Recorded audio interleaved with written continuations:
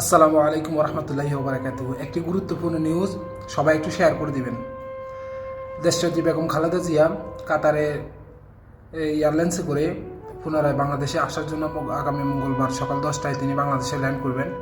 সেই অনুপাতে লন্ডন থেকে তিনি আসতেছেন। এই কারণে ওই দিন যেহেতু আমাদের 2025 সাল ব্যাচের যে সকল শিক্ষার্থী ভাই এবং বন্ধু ছোটো ভাইদের আমাদের পরীক্ষা আছে, সেই কারণে বাংলাদেশ জাতীয়বাদী বিএনপি দলের ভারপ্রাপ্ত মহাসচিব জনাব মির্জা ফখরুল ইসলাম আলমগীর বলেছেন সবাইকে এভাবে জড়ো না হয়ে রাস্তাঘাট ব্লক না করে রাখার জন্য অনুরোধ করা হয়েছে।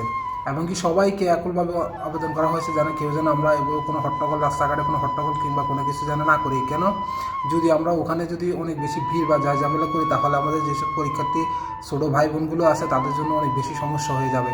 ধন্যবাদ। আসলে বিষয়টা এই স্ট্যাটাসটা আগে দেওয়াটা খুবই ভালো লাগছে, আমার থেকে খুবই প্রশংসনীয় একটা কাজ করছে।